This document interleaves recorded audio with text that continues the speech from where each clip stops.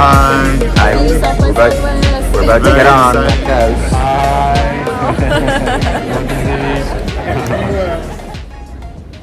Good morning, everyone. Welcome, South by Southwest 24. We're here on the design track.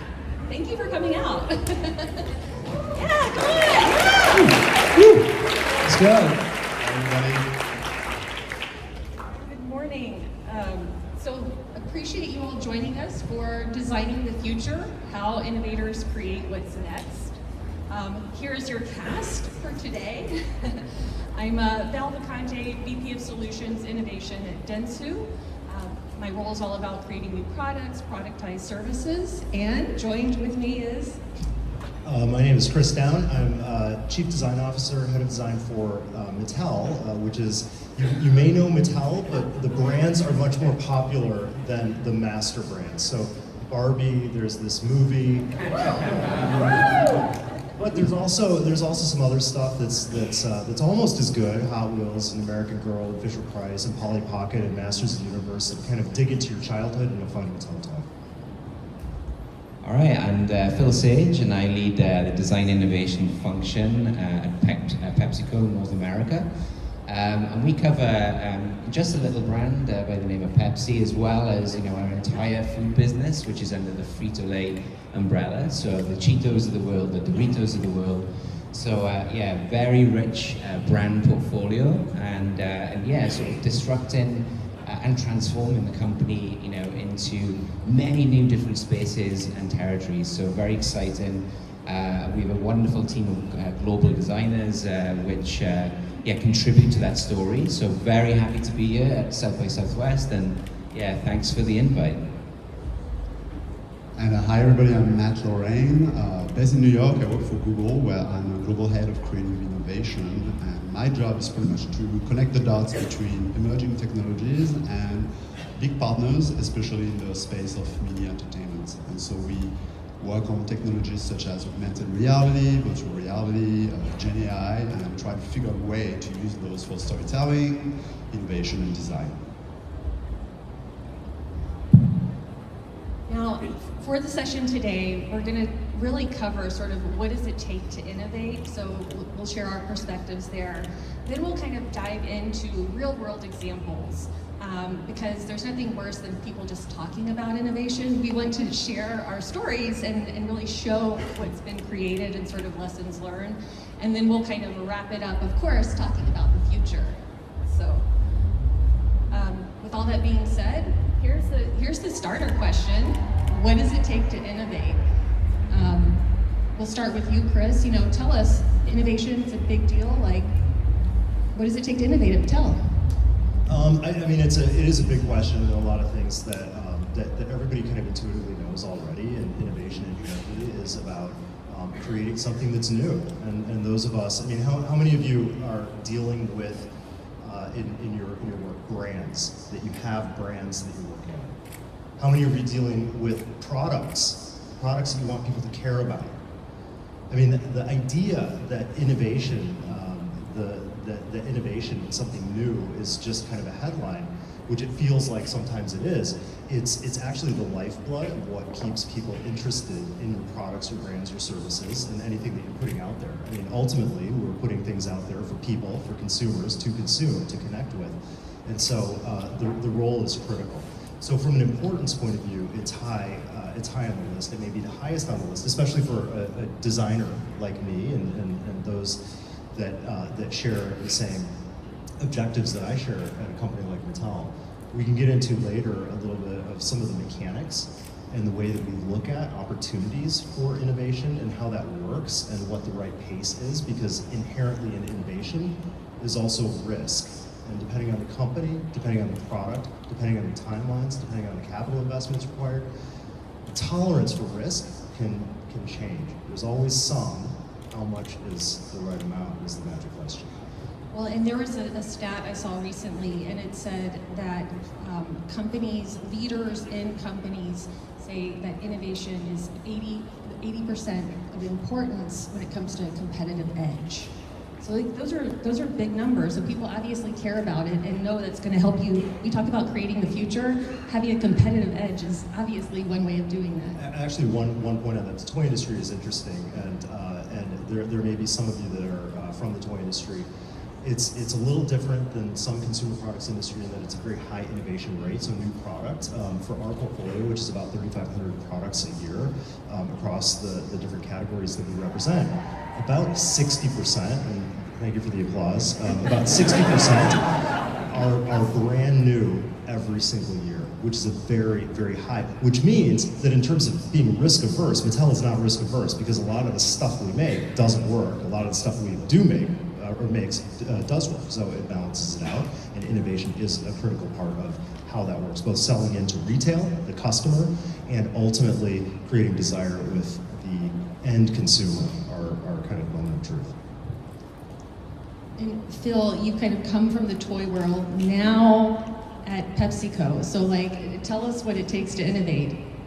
Yeah, absolutely. I think, it's the resilience, in a company, right? It's the thick skin that's required. There's a lot of ambiguity around innovation, and, you've got to be, very much in that comfort zone that things can change very quickly and very rapidly.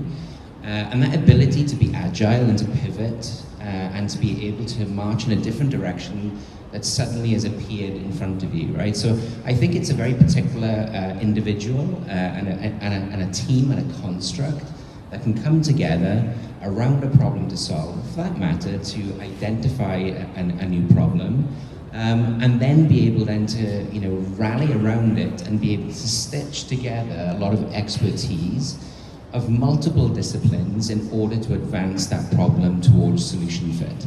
And that's easy said. However, you've got to have that right mindset. And you mentioned risk, Chris, is that risk can be measured and it can be controlled in terms of short, mid, and long-term kind of goals for the business. And if that's mapped really well, you can almost then look at the glide path of the company and where the pain points are, and you can actually see and allow the pendulum to swing close into the core if it's needed, or for that matter, it can be the pendulum can swing straight back out to be more ambitious and more aggressive, right? So that agility, I would say, is the key to the success of innovation.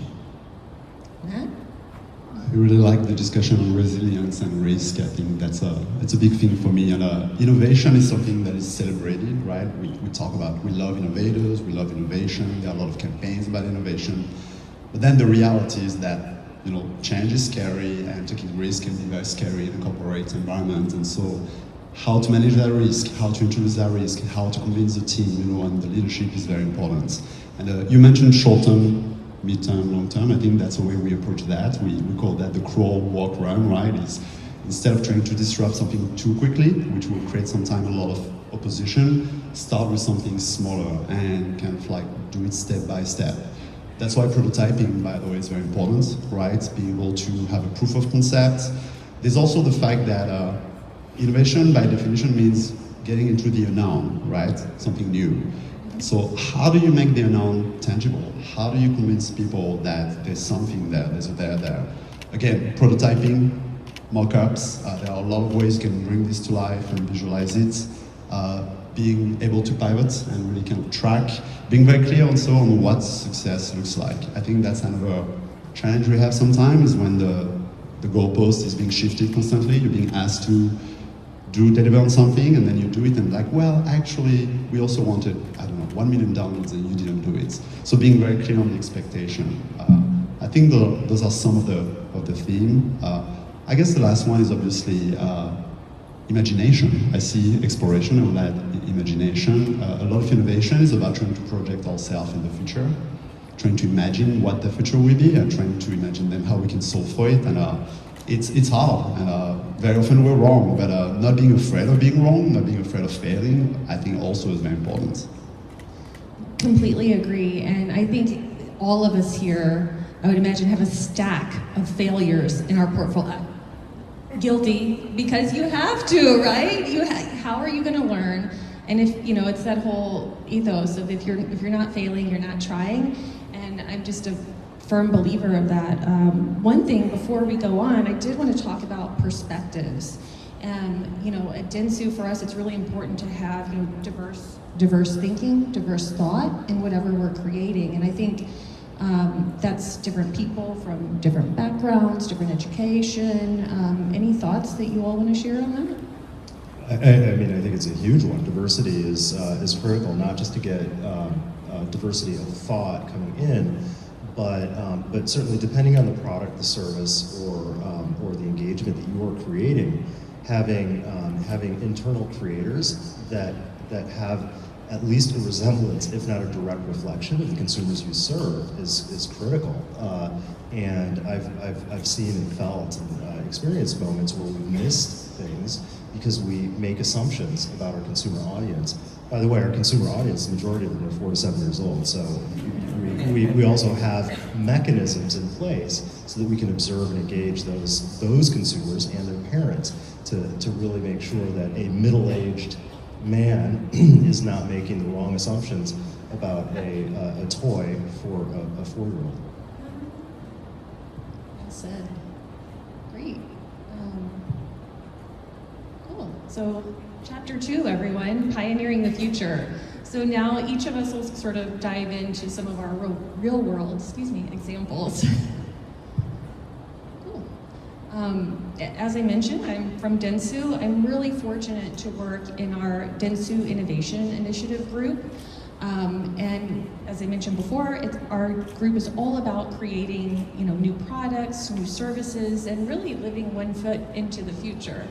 And we do that through, as we had on there, exploration, you know, really seeing who are the up-and-coming startups out there, you know, who are the different companies, and so forth. And this is really how we think about it in terms of innovation overall. We have investigate, it's kind of like the 5 eyes. Keep it simple, right, design. But investigate, so that is that sort of exploration, you know, bringing that outside in perspective in. Chris, like you talked about, you know, you're not a 4 to 7 year old, like, clearly. So, you know, how are we going out and but making sure we're going out into the world, you know, we're exploring the world that our customers live, you know, having those interviews. We even have something called Product Playground, where we actually put the products in people's hands and see how they engage. We've done obviously with Mattel and PepsiCo prior. Yeah, I mean that build, test, learn is, you know, essential critical work, right? So that's where we can uncover either, you know, things that we didn't expect to see, or for that matter, a way of improving, you know, the solution that's being proposed, right? So 100%. Thank you. And then you know, when we talk about that sort of investigate stage, then we really approach it from integrate. Dentsu, for us, we call it radical collaboration, and we really live it, not only internally, you know, with all the different cross-functional teams, but Dentsu is a massive company. We have so many capabilities. So whether it's from our media teams, whether it's from our teams in our Tokyo lab, whether it's across our Dentsu creative teams, Merkle, it's really great to have all of these different capabilities to tap into, but also our partners as well. Obviously, Google is a partner of Dentsu, Amazon, Meta, Microsoft, and more. So it's really fantastic to collaborate with the innovators, you know, in the space. Go ahead, Matt. Actually, something I haven't shared with you, but almost 10 years ago, we used to have an exchange program with Dentsu, where we would have 2 creative directors from Tokyo come to the US, spend 6 months with us. And I somehow ended up being the one responsible for them, and you know, there was a strong cultural shock, obviously, you know, like an American corporate culture and a Japanese advertising culture. And some of the most exciting ideas came out of those collaborations. And so every year we would at the end have a bit of a graduation project, and the goal was to innovate. And I think my favorite idea we developed was a prototype where you could go through the Earth to see what's on the other side of the planet, which could be a toy, pretty much. And so using Street View, we were able to find a location, and in augmented reality, we'll go through the Earth, the manticore, and see the temperature go high and then go low, and you arrive on the other side. That's with that project that I learned that most of the case, if you were to actually draw a line, you would end up in the water, by the way. So pack a virtual boat. Yeah, a submarine. We need to talk about revisiting this exchange program. I'm just saying. The other phase we have up here, once we sort of integrate and have that collaboration, then we're incubating, right? So as you talked about, sort of a test, learn, explore, evolve, and that's really should have a circle there because there's a lot of that, as we know, right? Iteration, and then as we sort of start proving those out, right? Kill the failures, tweak. Then we actually incorporate back into the business. So we're not innovating for innovating's sake, but we're innovating to help, obviously, Dentsu, but our clients accelerate their business. And then as you see here, the sort of rocket ship taking off, it's not just about launching that particular solution, but continuing to expand it, through partnerships and collaborations. Really briefly here, here's a couple of the different solutions that our groups worked on. One is called Next Intelligence, and this is really a suite of sort of 12 quick sort of innovation sprints. So everything from innovation scouting, based on a particular brand or brief, within sort of 2 to 3 weeks or less, we can bring those recommendations and, oh, by the way, here's how they apply to business. We've also done things, as I mentioned, the product playground lives in here, lean landscape review, experience review, emerging tech review. Again, there's 12 of them, and they're really quick ways to get that perspective. Obviously, Chris, there's one we did with Hot Wheels ID a while back, actually. And then the other ones are Shop Next. So that's really our retail innovations, we say, that bring customers joy. Also retailers and brands too. But that's everything from sort of contactless payment to what happens upon arrival. And then sort of the next two here are really where we did have that big collaboration, Dentsu Nextbase and Intelligent Messaging. So I'll briefly dive into those. So Dentsu Nextbase was a virtual world that we created in collaboration with Microsoft, with LinkedIn, with Head Office Space, and InWorld. InWorld's actually a company that we are invested in as well. So again, a great example of where we're bringing in our sort of big technology partners, those up and coming startups, and companies we're invested in to really create a net new sort of environment.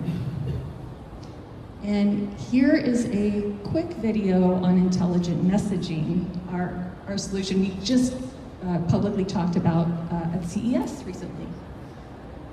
Consumers demand more than websites and apps. 90% want interactions in preferred channels, SMS, social media, or chat apps. Over 1 billion people message a business on Meta's platforms weekly, yet 50 million messages go unanswered by brands daily. $402 billion a year is left on the table by brands that do not provide simple experiences. On the flip side, connected consumers with positive experiences are likely to spend 140% more.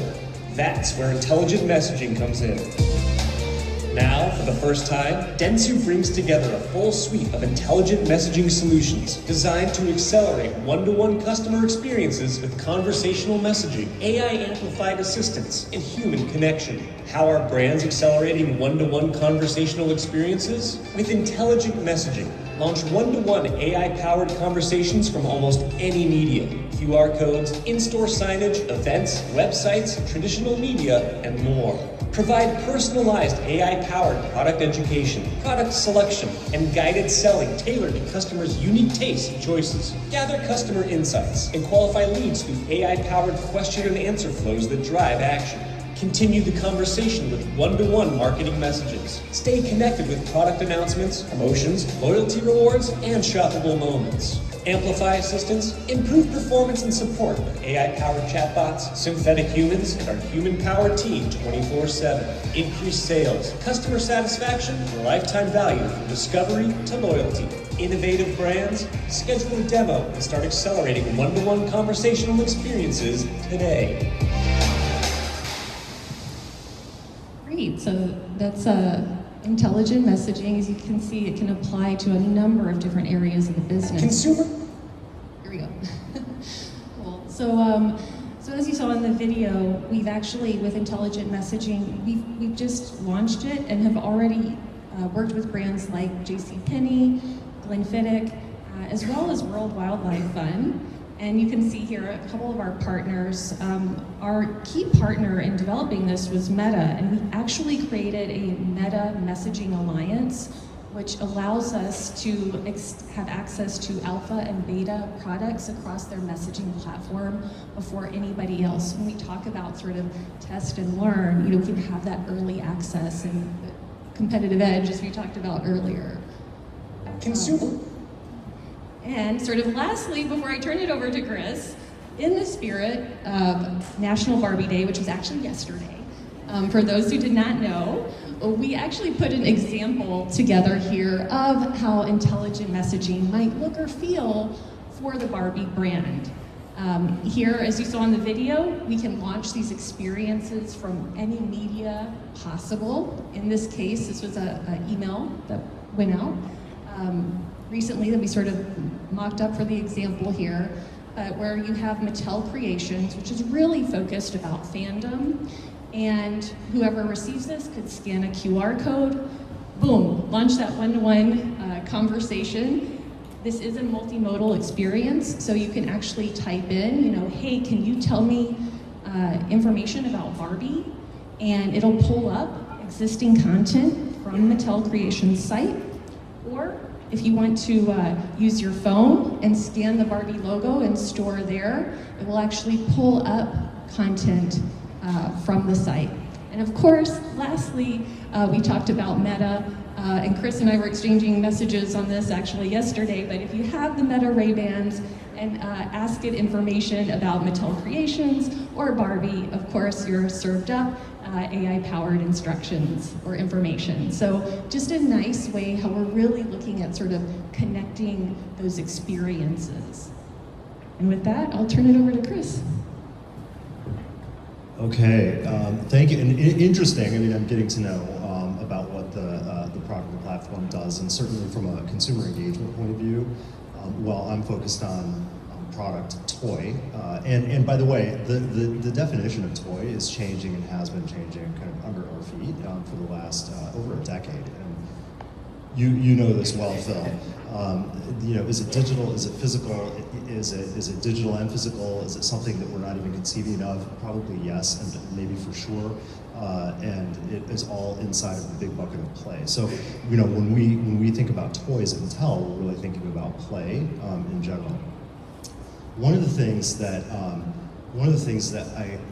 my hope was in being able to share with you today is what to do with innovation, because it is overwhelming. When you can do anything, you can maybe end up doing nothing. And so, it's kind of a creator's dilemma. I was kind of born, raised, and educated as a designer, and of course my professional career, that's what I do as well. And my dad is a designer as well, and he used to say, look, you think a blank sheet of paper is the answer, and that is absolutely not the answer. Draw me a box and then give me some constraints, and I will give you a brilliant solution, because really what design is, innovation is, it's finding solutions to problems that exist, or solutions to problems that people don't know exist, opportunities. So the ideas that I want to share today are really the way that Mattel has taken kind of that huge opportunity space and that huge problem to solve space and created frameworks around it, ways of thinking. And it's not the gospel in any way, but it is a guideline to help orient how maybe to think about opportunities. I also want to share something just in a little bit of real time coming out of some really stimulating Future Today Institute, FTI, sessions over the last day around just the reminder that without a plan and without a vision and without alignment around where you're going and around the KPIs, the measures of success for that journey, it really creates potentially massive problems. Now, you can always get lucky, but like if I were driving to a destination and I don't define where I'm going, my drive is going to not get me where I need to go. And the same is true for business, and the same is true for innovation. So innovating with a destination in mind not only creates alliance and allegiance with those around you, but it also allows you to innovate within that box that I was talking about. So there's something in this controller, first time in my hand, so I'm getting to user interface. We make toys. Yes, we do. We do a whole lot more. The thing I want to share with you, it's going to look a little bit academic. Feel free to take pictures of it, but it's the Mattel playbook. There are really 4 simple things, and apologies if it feels obvious. It should feel obvious. It should feel intuitive.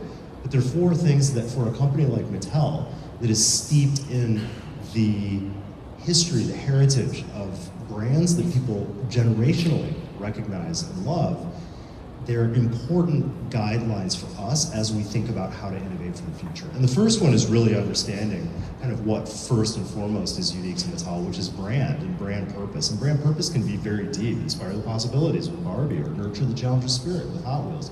There's a deep kind of connective tissue that may not resonate with a 5 or 6 year old child, but definitely has a connection with a parent.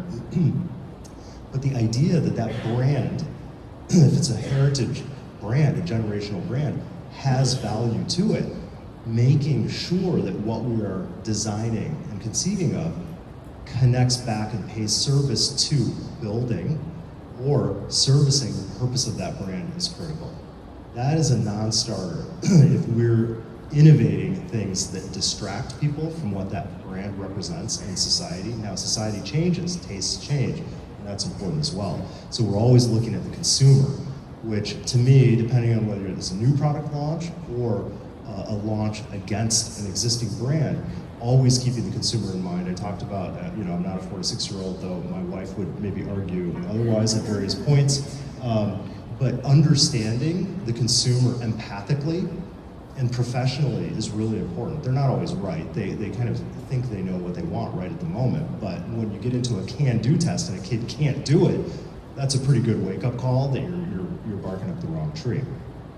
The idea here is that understanding where consumers are at and thinking forward about where they might be is critical at every single step of the way, given the dynamic of what's happening around us at all times, which is the third piece, that's cultural relevance.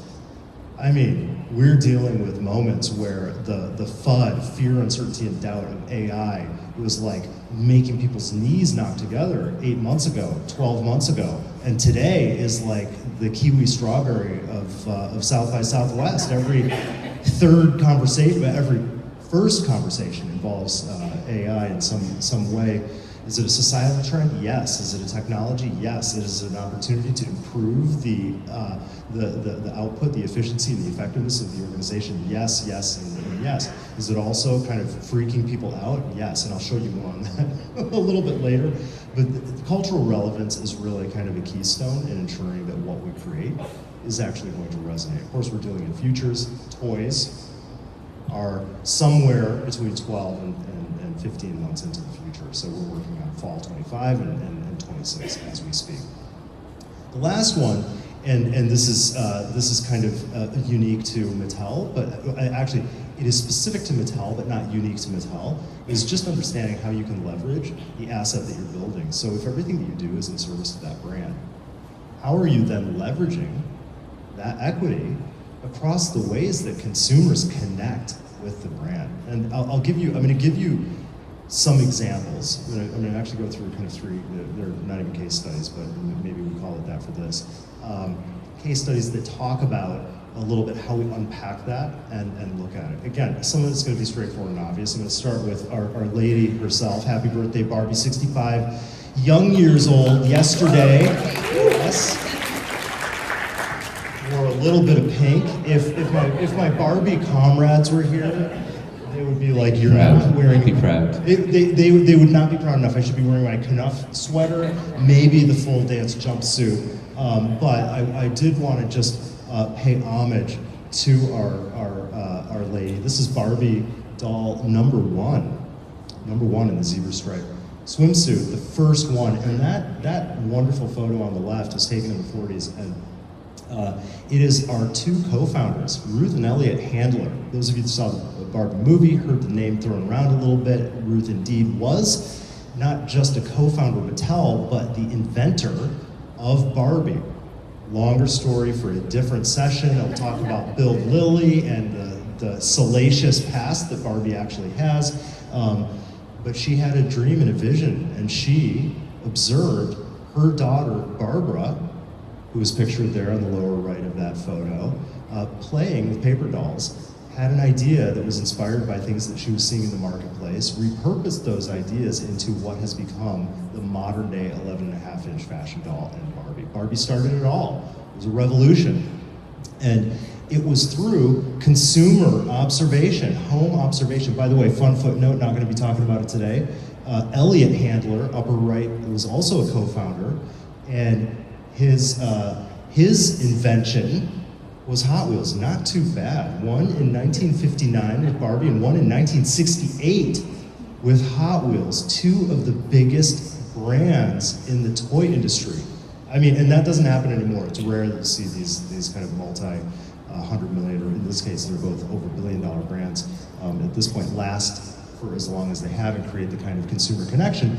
They both started with consumer-centric observation at home on the living room floor. So, where has Barbie gone since then, and why? What were the characteristics of not just a new way to play with an 11.5-inch doll that led to a brand foundation that then can be leveraged in 2020, what year are we for? 2023, on July 21st with a theatrical called The Barbie Movie. It's kind of going back to the origin story and the trailblazing that Ruth, not only from a play form factor, made, but thinking about women in careers in places that were unconventional for the time, but aspirational for everyone. That created a foundation. And that was in the 50s, in the late 50s, and into the 60s. And through the story, and I've done a multi-decade jump, but not just the diversity of opportunity in terms of careers, which was a lightning rod moment at the time, but now looking at the world around us and ensuring that we're representing and reflecting not just careers, but different ethnicities and body styles. And you can see me, I can see myself in these products. That's a whole new connection that has resonated with consumers over decades. And if you think about that, think back to the origin story. If you saw how many people saw the Barbie movie, by the way? I just wanted to see. Okay, so a lot of you, a fair number of you, thank you, 1.47 billion, appreciate the ticket buys. But the origin story that's represented in that movie is the truth. And by the way, the movie would have never happened if the story didn't have authenticity in terms of what its goal, its purpose-driven objective was from the start. You can never define it, but you can be clear about what that purpose is, and then find new ways through time to interpret. Oh my goodness, don't tell me we've lost. Okay, so the next slides were gonna be the way that Barbie, that Barbie has actually expanded across the various points of brand purpose and consumer-centric, a consumer-centric approach, as well as understanding relevance, cultural relevance along the way. And it was going to talk about how, or show visually, how have we expanded that into not just the dolls, but the universe and the play systems and all of the things that surround the dolls within the toy world, and all of the ways that modern consumers engage in brands today, whether that's a video game, or whether that's a theatrical, or whether that's a Knuff hoodie, or that's a mug.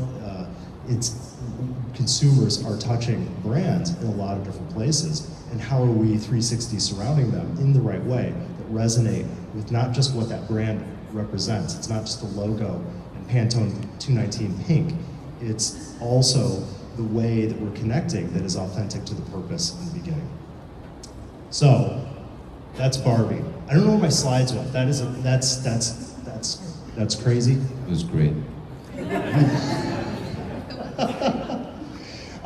The next one I want to talk about, again, another case study. I'm only going to touch on this one quick, but it's a different brand and a different way of innovating. It's called Hot Wheels ID. You saw a little bit of a foreshadow. It asks the question, if the purpose of Hot Wheels is to nurture the challenger spirit, there's a challenger in every kid, how do I measure performance in a Hot Wheels on a track? You're measuring with your eyeballs, but what if your toy ripping around the track could actually tell you how fast it was going, how many miles, scale miles it was clocking. By the way, the average Hot Wheels car goes about 640 miles an hour. I actually have that wrong, but it's really, really fast at scale. And I don't know how many lifetime miles, but it's a lot. And what if that car had its own unique identity? And it was able to, over time, build your virtual collection, and every individualized car had a memory, a Carfax, if you will, of what types of experiences it had. We thought it was a great idea. We loved it. It was a beautiful thing. It was a beautiful thing. In fact, shout out to the Future Lab team who raising and Ron Friedman, and I'm going to tell a story in a second. He's right here, second row. Could have gone first row, but really led that. And this is leading me to, this is, it's an innovation, but it's leading me to kind of a company like Mattel doing something that is challenging, like this project was, actually broke the conventions of our typical toy process. It was longer, it was more complicated, we actually had to go to different manufacturers, et cetera, et cetera, et cetera. We had a software developer in the UK. I mean, it was a full-on thing. It was within the Hot Wheels team at that time. I was general manager of the business, and we reoriented how we thought about making toys through this process. I'm not going to say more about this one, but I invite you to take a picture or snap of this, because there are two resources that I think you'll find interesting. One is a two-parter with Harvard Business School, and then the other is a podcast that talk about the journey, and especially for a multi-billion-dollar company like Mattel, what kind of, excuse my French, but shit show it was internally to try to make it happen, and ultimately how the product itself opened up new horizons for Mattel in terms of how we innovate, but it didn't meet the performance expectations that we had hoped. Take a look and a listen. It's compelling stuff. It's interesting, but it opened the door. The success story out of it is it developed a muscle. It opened a door, and it actually opened a door for a brand new division inside of Mattel, inside of the design team. It was called Future Lab. I just foreshadowed it. There's some Future Lab folks here. Shout out to Future Lab, which is a focused division looking at what's next in that foggy redefinition of toy. Connected play to augmented play. They're working on things like, born from Hot Wheels ID, but augmented reality with partners, NFTs, talk about FUD. NFT Hot Wheels Garage actually has been a success. Other software-aided support systems and programs that drive toy and toy connection, and other various connected play. I'm going to end with another project the Future Lab team has worked on, and it is based on, everybody's heard of Pictionary, and if you haven't, you will after this video, but a way of thinking about current trend, current consumer, heritage brand, and interpreting it in a new way. I'll leave you with this. By the way, this is a great sell piece, and it's an internal piece. I'm bringing it in here. This is not for public consumption. It was an internal sell piece. Here we go. Today I want to talk to you about Pictionary. If you don't know what Pictionary is, shame on you. But okay, whatever. Let's have a history lesson. Pictionary is a party game like charades, except instead of embarrassing yourself by being bad at acting, you embarrass yourself by being bad at drawing or guessing. Baby fish mouth! Baby fish mouth! Pictionary was invented in the early 80s by this man. When Rob launched the game in 1985, he and his friends were making copies by hand out of their apartment. And like Snoop Dogg, circa 2010, it completely sold out.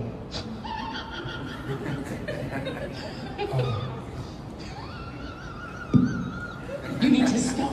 Over the next 16 years, Pictionary would go on to sell over 38 million copies in 45 languages and 60 countries. It is a global phenomenon and has truly become a part of popular culture. You know what else is a global phenomenon? AI.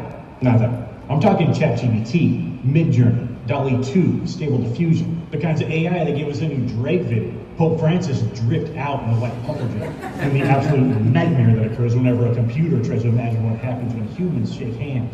Look, it's not perfect, but the fact is, AI has captured the attention of the entire planet. People are curious about it. They want to play with it. And by now, I think you can probably guess where I'm going with this. We're going to put AI in Pictionary. And we're calling it Pictionary versus AI. I know what you're thinking. How does AI make Pictionary better? Does the AI write the clues? No. Do I tell the AI what to draw? No. Does the AI make me a better artist? No. How can I put this? We're going to take the most advanced neural network the world has ever known, an invention so groundbreaking its impact on humanity is being compared to the invention of electricity and fire. And we're going to see if it can guess your drawing of a duck. Look, if you're not picking up what I'm putting down, I'm trying to tell you that this is like using NASA's James Webb Space Telescope to take photos of your cat. A shockingly irresponsible abuse of technology. You don't have to be a great artist. You just have to be good enough for the AI to get it. And if the AI can't guess your drawing, well, that's on you. Pictionary versus AI. Thank you, everyone.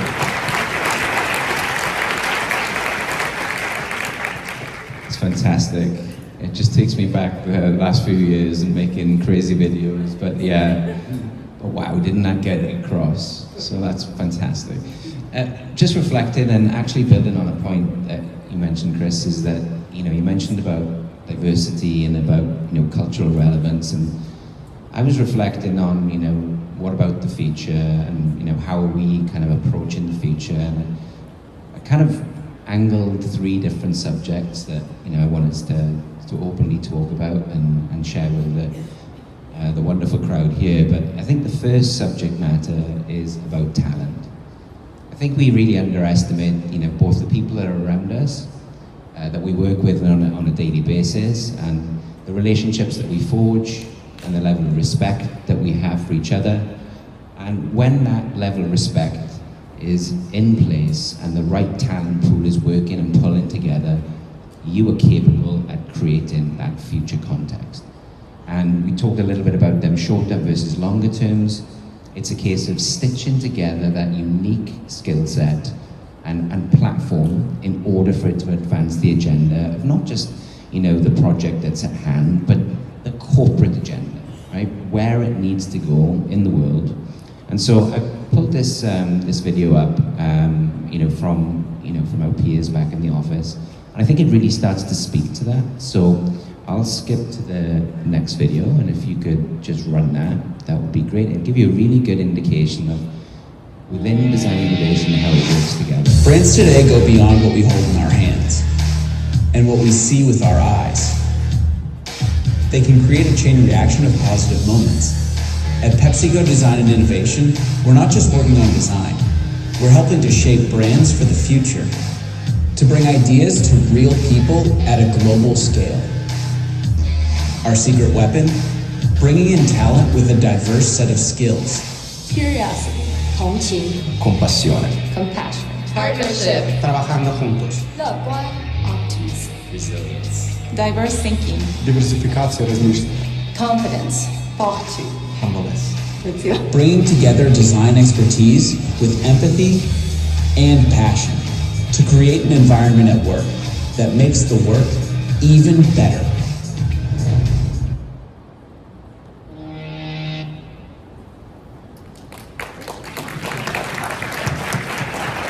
Yeah, it's a really nice way, and when you think about design as a function in a big corporation like ourselves, there's the entire gamut. It's not just about building beautiful brands that look gorgeous, right? It's about the real end-to-end inception to finish, right? So think of it as putting together the best industrial designers, the best graphic designers, the best structural packaging execution designers.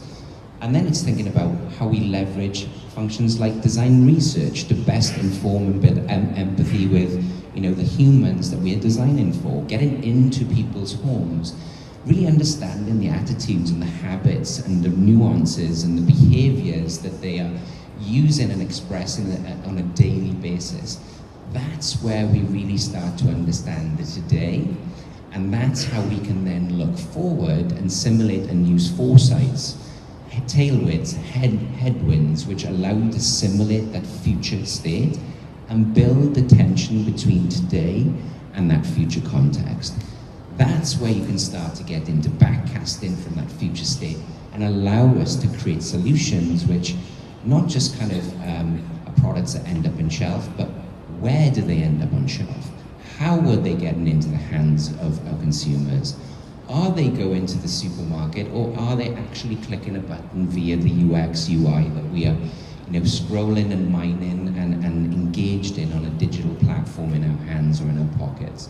So that is a very different view, and that end-to-end is super, super important, right? So in order for us to create and execute excellent ideas and opportunities, it even includes looking into the supply chain, looking into the procurement leads, and really understanding what you can really kind of, from a four-lens perspective, yes, the desirability needs to hit that perfect problem to solve, that human-centric element, but then it needs to be able to, can I afford it? Can I scale it? And of course, the major push as us as a design community, the sustainability element. That is inherent to the thinking that we have as a business and as a unit. The second part, again reflecting on what we should bring to the surface in a conference like this, is our partners. Now, I agree with the AI conversation 8 to 10 months ago. It was a tough sell, right? I remember being in a CES panel, not dissimilar to this, where I could speak from a personal standpoint about my excitement for AI, but on a business level, we can't really talk about it at this point in time, but more to come, right? However, fast forward to today, our team has worked extremely hard, working with some of the best on the planet, and I'm sure, yourself, Val, and Chris, and Matthieu, you're immersive in that world on a daily basis with various tools, but putting tools in the hands of that design team has been an amazing possibility, right? So we are a strategic partner with Adobe, and no surprises, our friend Adobe Firefly is allowing us to stretch and do things which we never even thought was possible, or it would have taken us days to do, classically doing some of the phases and stages in design and design development. So this, again, is a tool that requires human touch, right? And if it's applied in the right way on an end-to-end level, my word, we can accelerate beautiful solutions as a result of it. The third piece, beyond the right toolkit and the right application of the tools against the right problem, is our planning. We're all responsible for pushing our sustainability agenda in a really big and aggressive way. And it really is a foundational area and space for us as a team. And I'm not going to drain this slide, but Pep Positive is a wonderful thing that's championed by our CEO, who's been a trailblazer for Pep Positive. I encourage you to go online, read the depth and the strength of this program, which is really about positive agriculture. It's about positive value chain, and it's also about positive choices, right?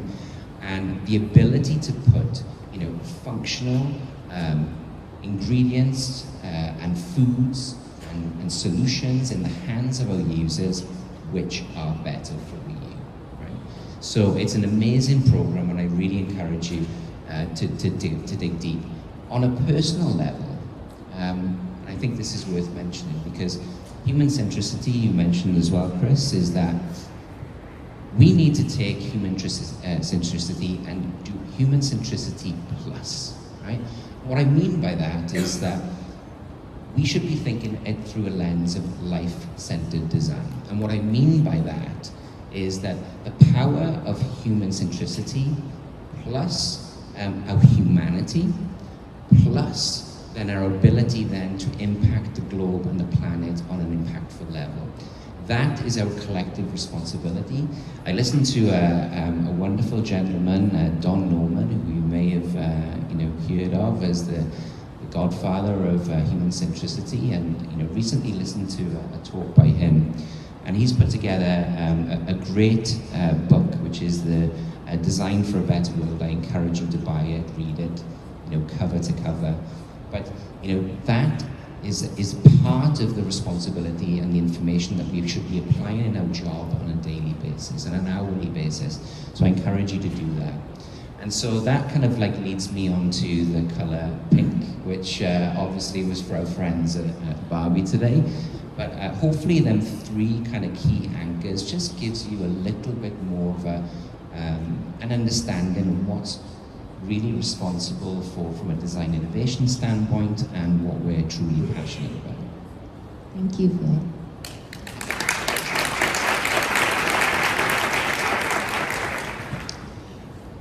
I think we have a lot of common theme, and one theme I heard again and again is the human centricity. I think, and one of my mentors used to say, technology is not an idea, right? And so don't start with the technology, start from the humans. And I see two aspects here. One is really the importance of the team, of the talent. I think there was something important also, talking about the diversity, the need for diverse perspective, the need for diverse teams if you want to innovate. And that is key to my practice, is making sure you build the environment and the team that have positive friction, as I like to call it. I always thought that creativity was coming from friction. There's a reason why when you look at a lot of musical movements, cultural movements, they come from the fringe. They come from people who are living that difference of perspective, that friction in their life. And so that's a very first important point for me. Make sure that the team you build, the people you work with, are bringing those different perspectives in life, different perspectives in terms of identity. The second point, obviously, is being obsessed with humans, right? So we talked about exploration, being curious, being on the field. User research are very helpful. UXR is great, but there's always a bit of a mediation between you and the humans, and so spending as much time as possible going to buy software, so going out and going to exhibition, just spending a lot of time traveling to kind of have all those insights, I think is very important. A second pillar for me is, if you want to design for the future, you need to understand the future. And if you want to solve for the future, you need to understand what are the challenges of the future. And it's very hard, right? No one knows what the future is going to be. Otherwise, we all will have invested in Apple stocks maybe 20 years ago, or Nvidia stocks 6 months ago. And there's a method I love to use in order to try to understand the future, at least have like a bit of a radar view of it, and that's a design method we call speculative design. Speculative design was a method invented in London about 15 years ago in the Royal College of Arts. And the idea is that pretty much instead of trying to think about what is going to be likely to happen, try to expand your horizon and think about what is not likely but is possible. They call that the cone of possibilities. And it's pretty much take a trend today, try to project that trend in the future, try to extrapolate it, and start to think on the edge. See that the theme of fringe is still here, right? And start to think about, okay, so it's very likely that, for example, in 1 year from now, AI is going to be more used in order to actually help create. But it is possible, though it's not likely, that AI might be actually forbidden and that you might not be able to use AI. And so now suddenly you have like a different perspective. And speculative design is a lot about world building, actually. It's like once you have projected where the world could be, you start building a world, you start building all the ingredients, you start building, okay, what society will look like, what consumption will look like, what food might look like. And then you start extracting from it potential challenges. And then you design for that. You design prototypes, you design artifacts. And so I think it's a very powerful way, actually, to I think design for the future by using speculative design. So search online, that's a method I really love. The final point is we talk a lot about objectives, we talk about KPIs, and in our jobs we need to have objectives, and that's the only way you can assess progress and success. It's also that way that you can convince your leadership to actually work on a project. But I was very interested recently by a book I read called Why Greatness Cannot Be Planned. And the thesis of that book is pretty much that the greatest discoveries and the greatest innovation were not planned. People stumbled upon those kind of by mistake.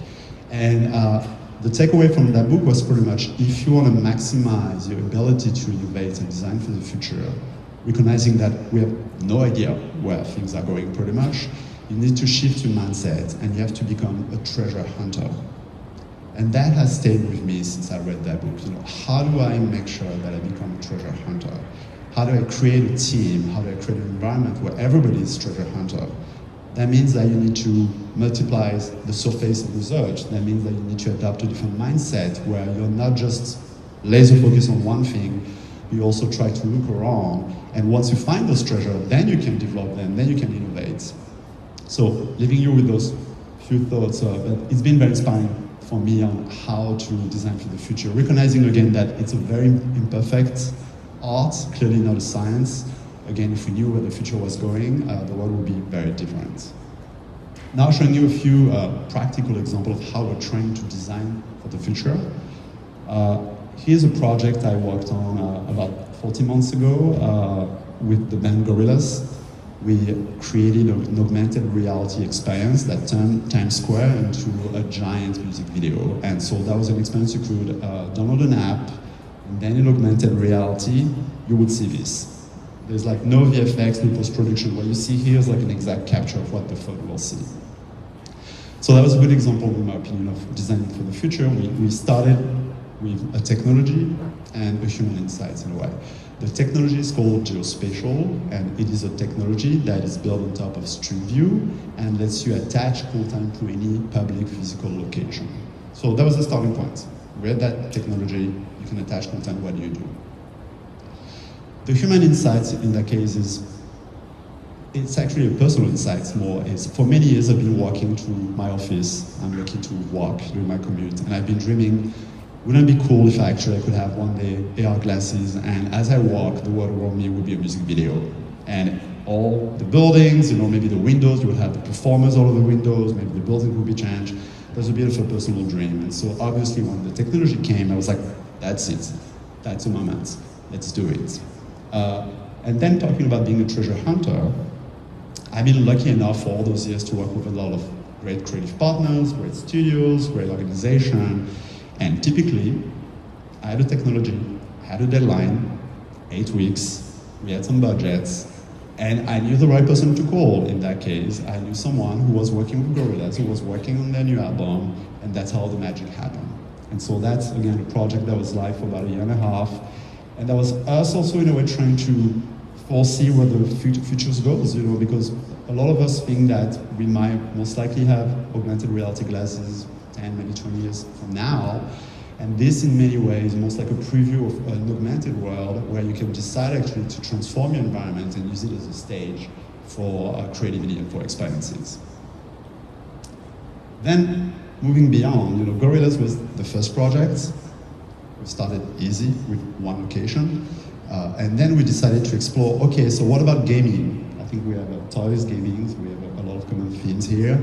And we started thinking, okay, so I know now how to transform one place, but what does it mean to transform everywhere? If you want to scale those experiences, you need to be dynamic. You need to adapt to every single location. And that's a very hard problem to solve for. How do you design not just for a screen? How do you not design just for a physical location? How do you design for every single physical location in the world?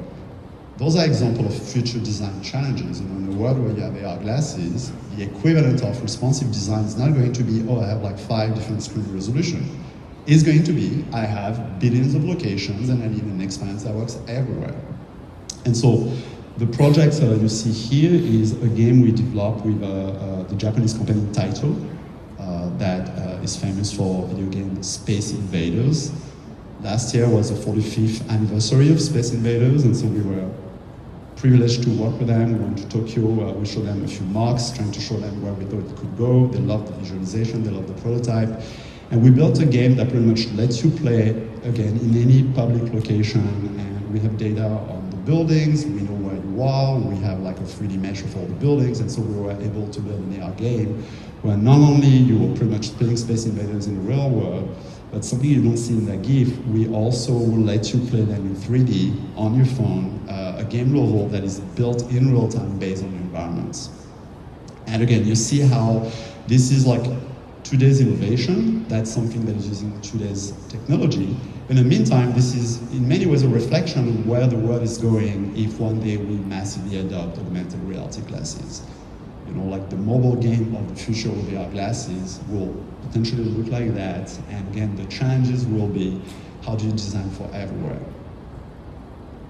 I know a very big learning, by the way, is this game introduced a totally new design paradigm, a new user behavior, a new pattern. People are not used to go outside necessarily. I mean, Pokemon Go, you go outside, but you still mostly play on your screen. In that case, you were supposed to go outside, you were supposed to scan around you were supposed to play the world. And that's one of the things we learn is how difficult also it is to drive adoption of those new patterns. And some people will be just completely lost and confused. Well, why do I have to go out of my living room? Why do I have to go outside? What do you want from me? Back to the challenge of innovation, we love innovation, it's being celebrated, but the reality is that it's just very hard for one innovation successful. There are dozens failure, and it's not as easy as having, you can have a great brand, you can have a great game. People also kind of need a step-by-step path to understand where it's going and to understand, why they should kind of pretty much play that game. Final example, this one is a project we did with the NBA.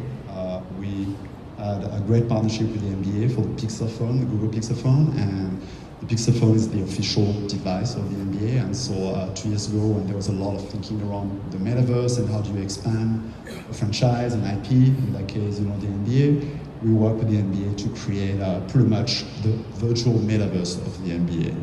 That is an experience that is in their app, and in that case it was also how to integrate the innovation you see to try to create a meaningful experience that drives value. It's not just a gimmick, that is not just following the hype cycle, but also really help drive the ecosystem and help drive value for the fan. And so that experience had a few interesting ideas. You could create your own avatar, we had a bit of digital fashion, you could actually unlock different items. But the part I like the most is something you're seeing here a little bit. We developed that concept of what I call a 3D replay. And the idea of 3D replay is we will take regular dunks, from films, from TV. We took actually the 10 most celebrated dunks in history, starting with the famous Michael Jordan dunks. And actually we will let you replay those dunks in 3D with your own avatar. And so of course you're able to move the camera, you're able to control it. And again, that's an example of us trying to build today what we think will become meaningful in the future. And part of my personal work the last few years has been around the concept of what I call liquid content. I believe that actually, especially with AI, the content is going to become increasingly liquid, which means that it's going to be dynamically adapted in real time and is going to change across many dimensions. It's going to change across time, right? You might be able to change the length across space. You might be able to watch a movie or step into a movie in XR across interaction. And that is here the example of interaction. What if you could watch a game in real time, an NBA game, and at some point decide that you want to change the camera angle? Those are future thinking ideas, What if you could change the art direction also of any show, of any film? What if you could actually mash up Hot Wheels and Barbie? As my son and I were watching the new Hot Wheels show on Netflix, which I thought was great. But what if you could actually decide, the aesthetic of it and control that? Which is what we did here pretty much in that case by allowing you to reskin those dunks with your own personal avatar.